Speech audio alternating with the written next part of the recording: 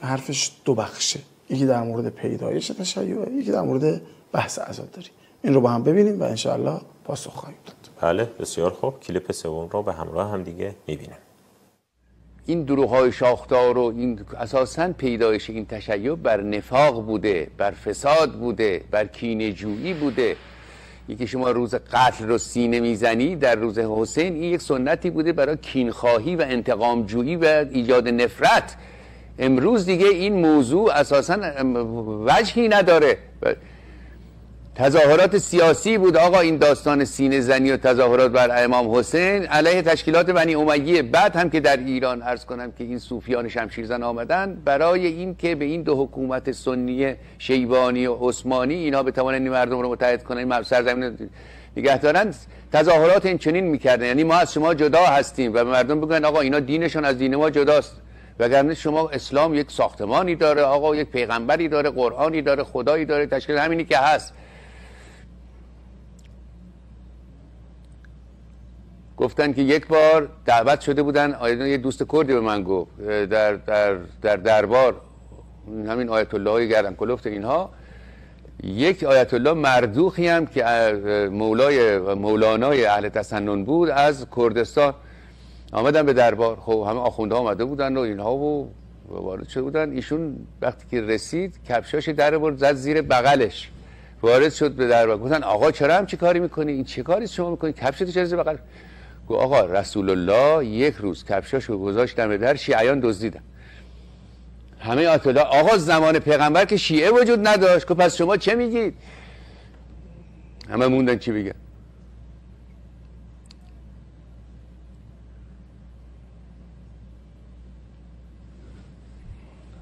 اکملت لکم دینکم، اگه گفت اکملت لکم دینکم درست است، پس این مسخره بازی ها چیه؟ خر دجال چی کار است؟ خب ما که از این داستانی که تعریف کرد آقای مشیری خندمون گرفت، یعنی اصل داستان رو تحریف کرد کلا. بفرمایید آقای دکتر روستایی. عرض کنم خدمت شما، اولا خب ایشون چند تا نکته رو اومد ذکر کرد که یکی اینکه شیعه بالاخره زمان پیامبر نبوده و بعد آمد یه داستانی رو جعل کرد که بله آقای مردوخ نمیدونم کفشاشو گذاشت زیر بغلش و عرض کنم خدمت شما گفته آقا زمان پیغمبر شیعه دادن، آقا شیعه زمان پیغمبر نبود. اصلا این داستان مال آقای مردوخ نیست، بلکه مال علامه حلیه. در بعضی از کتاب‌ها این نقل شده و عرض کنم خدمت شما مناظره علامه حلی با طرف مقابله که علامه حلی حرف میزنه، علامه حلی شیعه کفشاشو میذاره زیر بغلش، بعد میگه آقا گفتن نمیدونم مثلا فرض کن حنفی‌ها بردن، بعد حنفی‌ها گفتن آقا ما زمان پیامبر نبودیم، بعد گفت ببخشید شافعی‌ها بودن گفتن آقا ما نبودیم، بعد مالکی‌ها بودن حنبلی‌ها بودن، بعد آخرش علامه حلی گفت حالا ببخشید وقتی شما زمان پیغمبر نبود بعد چی میگید؟ شما میگید ما بر حقیم. اصلا مناظره علامه حلیه. بله. میزنه به مردوخ. آیه مشیری یه چیزی بگو بهش بیاد. اینو شما یه سرچ ساده در اینترنت هم که انجام بدی این به دست خواهد آمد.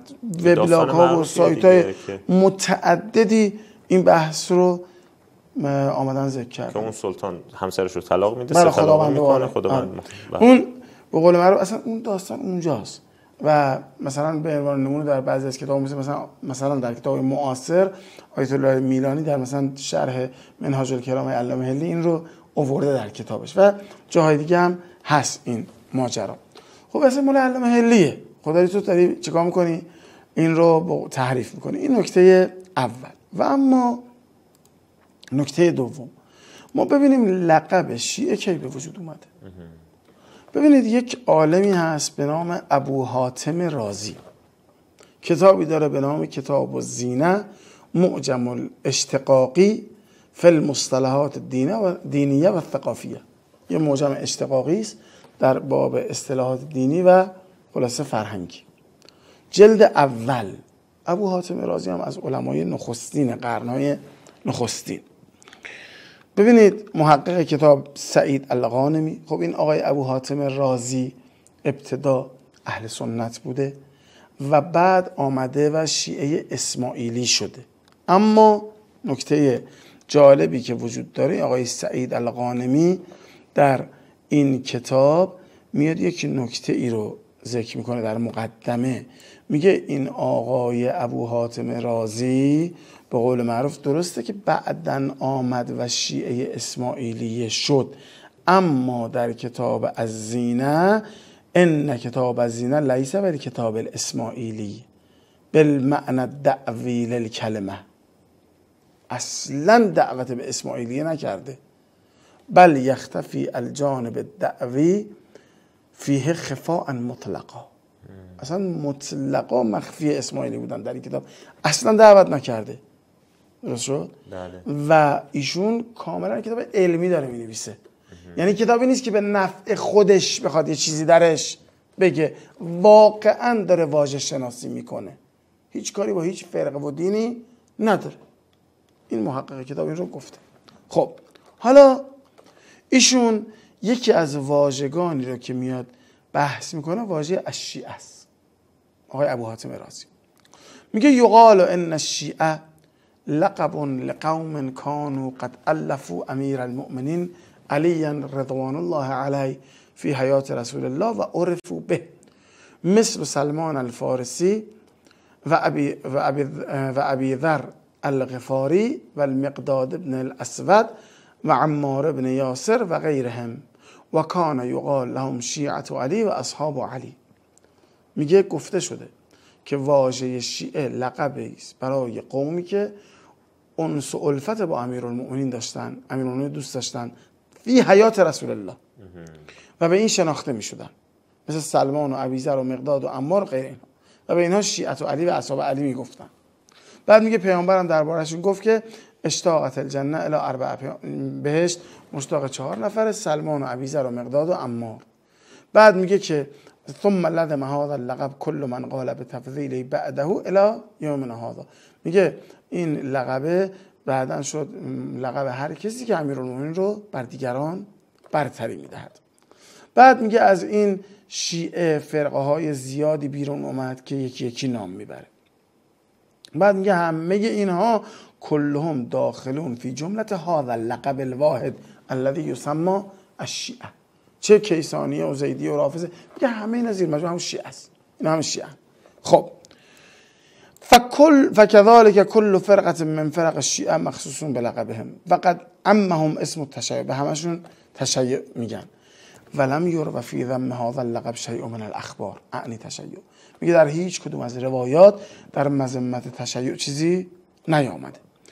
بعد حالا اینجا رو دقت کنید، ولم یلقب احد من المسلمین بشیء من الالقاب فی حیات رسول الله ولا اشتهروا به الا هذا اللقب الواحد.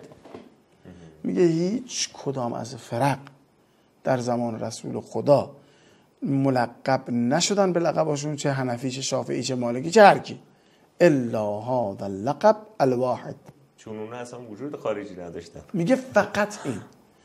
و انما حدثت الالقاب بعد وفاته، میگه اونا بعد از وفات پیامبر ایجاد شدن. چرا؟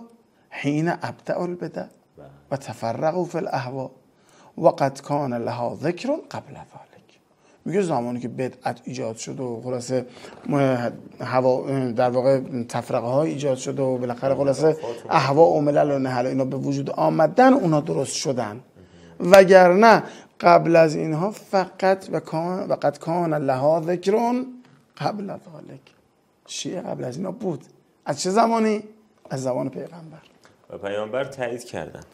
اگر میخواستن پیامبر باید رد میکردن دیگه. اگه مردود بود پیامبر باید واکنش نشون میدادن. میگه اصلا اینا در حیات پیامبر به عنوان عرفو بهی، به عنوان شیعه علی شناخته میشن و پیامبرم در مورد اینا چی گفته بود؟ بهش مشتاق ایناست. کاملا واضحه دیگه. کاملا واضحه، شیعه در زمان پیامبر بوده. این چیزی که آقای عرض کنم ابو حاتم رازی داره میگه، صاحب کتاب الزینه، هیچ تبلیغی هم نسبت تشیع نداره، لغت شناسه. آقای مشیری برو بخون بعد حرف بزن. این نکته اول. و اما نکته دوم، آمد ایشان گفت که آقا این عزاداری های تظاهرات سیاسی بوده علیه بنی امیه زمان امام حسین و این حرفا و به قول معروف این نکات، مال اون زمان بوده و الان وجهی ندارد. خب ما ببینیم اصلا اساساً فرهنگ عزاداری مال زمان امویانه یا قبل از اینا ما عزاداری داریم؟ اجازه بدید من اول برم سراغ ایرانی ها. بله. خب یک نکته ای رو بگم که آقای فردوسی گفته. خب فردوسی در این شاهنامه یک مسئله ای رو مطرح میکنه، ملاحظه بفرمایید روی صفحه مانیتور بنده. در داستان آگاه شدن کاووس از کار سیاوش، در بحث مرگ سیاوش، چو آگاهی آمد به کاووس شاه، که شد روزگار سیاوش تباه، به کردار مرغان سرش راز تن، جدا کرد سالار آن انجمن. بعد شروع میکنه همه بوم توران پر از داغ و درد، به باغ اندرون برگ گلنار زرد، یکی تشت بنهاد و زرین گروی، بپیچید چون گوسفندانش روی. شروع میکنه یکی یکی راجع به ماتم و مویه ایرانیان صحبت کردن. ببین به بر جامه بدرید و رخ را بکند، به خاک اندر آمد ز تخت بلند. برفتند با مویه ایرانیان، بران سوگ بسته سواران میان. دقت کنید همه سوگ سیاوش رو داره میگه، مویه، بله، مویه جامه پاره کردن.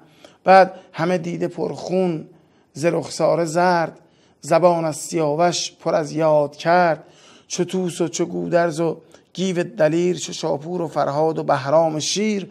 یکی یکی شروع میکنه اینها رو میگه که اینا گریه کردن و فلان، تا این بیت آخر همه جامه کرده کبود و سیاه، همه خاک بر سر به جای کلاه. خب این عزاداری، اصلا سوگواری در مرگ سیاوش، این رو آقای فردوسی داره میگه. جامعه هم سیاه دیگه گفت. بله، همه جامعه کرده کبود و سیاه، همه خاک بر سر به جای کلاه. خب این عزاداری در اون موقع هم بوده. عجب. این چیزی نیست که شما بگی آقا در دوران امویان، نه آقا، این آقای فردوسی داره این رو ذکر میکنه. بعد جالب اینجاست که فقط این بحث سوگواری و عزاداری فقط در اینجای کتاب فردوسی هم نیست. خب ما اتفاقا در جای دیگری هم این رو داریم که بخوایم درباره‌اش صحبت کنیم. من چند تا بیت دیگه میخونم، حالا دیگه به خاطر که آخر وقتم هست دیگه نیاز نیست که مانیتور رو نمایش بدیم، از روی این لپتاپ هم من میخونم. در مرگ ایرج، خب ایشون میاد به قول معروف باز بحث ماتم و عذاب و اینها رو میگه. دریده درفشان نگون کرده کوس، رخ نامداران شده آبنوس، تبیره سیاه کرده و روی پیل، پراکنده بر تازی اسپانش نیل.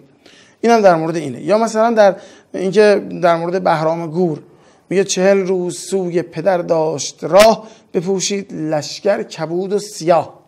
ببینید در سوی بهرام گور و اینها و موارد دیگه در مورد به قول من گرشاسب و این چیزا هم هست که حالا من دیگه به همین میزان در این مورد بسنده میکنم.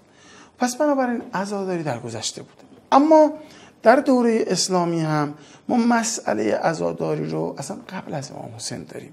نه فقط بگیم آقا زمان امام حسین علیه السلام بوده و در مواجهه با امویان، ما هم قبل از امام حسین داریم، هم بعد از شهادت امام حسین در عصر اموی داریم و هم در عصر عباسی داریم و دوره‌های دیگه. مثلا شما ملاحظه بفرمایید البدایه و النهایه ابن کثیر میاد صحبت میکنه از در واقع یادکرد امام حسین 300 سال قبل از شهادت امام حسین. در جلد 11 البدایه و النهایه چاپ دارالهجر صفحه 573 اینجا دقت کنید. میگه ابن عساکر روایت کرده که ان طائفه من الناس ذهبوا فی غزوه الی بلاد روم، گروهی از مردم مسلمانان رفتن در یک جنگی در بلاد روم. بله. در طائفه من الناس میگه گروهی از مردم، نه مسلمانان، میگه اینا رفتن، اینجا کلمه اسلام نداره، گروهی از مردم میگه رفتن در به جنگ روم. بعد میگه در یک کنیسه دیدن، حالا اینا که رفتن مسلمان بودن ها، کلمه اسلام اینجا این بالا نیست. بله. میگه در یک کنیسه دیدن که یه چیزی نوشته شده اترجو امتن قتلت حسینا شفاعت جده یوم الحساب. اصلا صحبت شهادت امام حسین و مرثیه سرایی برای امام حسین در یک کنیسه ای در روم. فسألوهم من کتب هذا، گفتن آقا این کی اینو نوشته؟ گفتن ان هذا مکتوب ها هنا من قبل مبعث نبیکم به 300 سنه، 300 سال قبل از بعثت پیامبرتون این اینجا بوده. یعنی ببینید حتی در واقع کسانی که قبل از اسلام بودن مرثیه سرایی برای امام حسین می‌کردن. این نبوده که آقای مشیری فقط بعد از شهادت امام حسین باشه و عصر اموی و تظاهرات سیاسی، حتما رومی‌ها می‌خواستن تظاهرات بکنن. این شده مثل اینکه مثلا ما اگه میگیم آقا علیه ظلم قیام میکنیم میگن آقا اینا بسیجیان. خب حتما آمریکا هم که یه عده بلند میشن قیام میکنن، بسیجی آمریکا و انگلیس و اینا هستن که قیام میکنن. اینجا هم آقا این اصلا این خلاصه تظاهرات سیاسی علیه امویان در بین رومی‌ها بوده، بسیجیای رومی بودن اینا. خب ببینید این یه نمونه‌ای که اینجا وجود داره. غیر از این اخبار آورده بودن اینکه 300 سال قبل از مبعث، اینکه 300 سال قبل از مبعث این رو میدونستن. خب این رو از کجا میدونستن؟ ببینید اولا ما در یک سری کتاب‌های یهود و نصارا و اینها بعضی از موارد این چنین رو داشتیم. مثلا نمونهش بله یه اخباری هست. نمونهش اون ماجرای مثلا امیرالمؤمنینه. امیرالمؤمنین علیه السلام وقتی میرن که قلعه خیبر رو فتح بکنن، تاریخ می‌نویسه که فطلع یهودی من رأس الحصن فقال من انت. یهودی از اون بالا نگاهی که شما کی هستی؟ گفت انا علی ابن ابی طالب. گفت من علی ابن ابی طالبم. اون یهودی گفت که غلبتم و ما انزل علی موسی، یا علوتم و ما انزل علی موسی، به آنچه بر موسی نازل شد قسم که دیگه شما پیروز شدید. بعد آقای ابو نعیم اصفهانی زیر این میاد حرف میزنه، میگه آقا این نشان دهنده اینه که اینا در کتاب‌های پیشینیان خونده بودن در کتاب خودشون که علی ابن ابی طالب اینا رو شکست میده. حالا اینجا هم در این تاریخ میگه این مسلمانایی که رفته بودن به جنگ روم پرسیدن کی اینو نوشته، که قبل از 300 سال قبل از مبعث پیامبر اینجا نوشته شده بوده. یعنی اینا در آثار پیشینیانشون اینا رو داشتن. غیر از این ما موارد متعددی برای روضه‌خوانی ابا عبدالله و سوگواری و حتی سیاه‌پوشی برای غیر از ایشون ما داریم. مثلا وقتی جعفر ابن ابی طالب، حالا چون فرصت نداریم من دیگه نمایش نمیدم، مستنداتم خیلی کد میدم.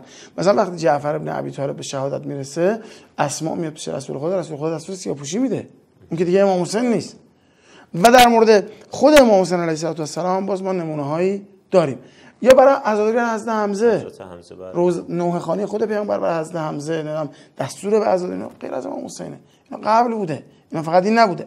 اما فقط من یک نکته رو به سرعت نمایش بدم از در واقع تشویق به گریه و عزاداری برای امام حسین در عصر عباسیان، که این آقا نگه این فقط عصر اموی بوده و بله. ببینید کتابی داریم به نام فضائل الصحابه آقای احمد ابن حنبل. احمد حنبل متوفای 241. خب آقایون عرض کنم اموی 132 منقرض شدن. اصلا احمد موقع در دنیا نبوده، بعداً احمد متولد شده. آقای احمد بن حنبل در فضائل الصحابه از امام حسین روایت نقل کنه، سندش هم معتبره. من دمعت عینه فینا دمعتن او قطرت عینه فینا قطرتن اطفاه الله الجنه. هر کسی که در رسای ما اهل بیت خب چشماش نمناک بشه یا قطره اشک از جاری بشه، خدا بهش بهشت میده. در رسای ما اهل بیت. این در دوره چیه؟ در دوره عباسیانه در این روایت بیان میشه از امام حسین. بحث گریه و عزاداری برای امام حسینه. خب البته غیر از این هم داریم ها، من فقط خواستم یک نمونه نمایش بدم، وگرنه دستجات عزاداری و اینها در دوره عباسیان و اینها. چرا؟ چون اصلا این حالا ایشون میگه تظاهرات سیاسی، این تظاهرات سیاسی به قول ایشون تظاهراتی در مقابله با طاغوت هست. اینه هویت این عزاداری برای حسین، اینه بحث مقابله با طاغوته و این به عصر خاصی اختصاص نداره. بله. لذا حضرت امام فرمودن ما هر چی داریم از محرم سفر. یک وجهش این هستن. اصلا اینکه میفهمن. بله حالا سبب‌هایی داره در واقع پیش در کنارش. بله. وجهش این است اونا که قطعا جای خودش باقیه. یک وجهش اینه. من خواستم به زبان خود آقای مشیری حرف بزنم. یک وجهش این تظاهرات سیاسی در مقابل طاغوت. در خدمت شما هستم. خیلی ممنون، متشکرم جناب حجت الاسلام المسلمین دکتر روستایی. مطالب قابل توجهی رو فرمودید. انشالله باز هم ادامه خواهیم داد در جلسات گذشته و هفته‌های آینده با حضور جناب عالی و با حضور شما بینندگان و همراهان همیشگی.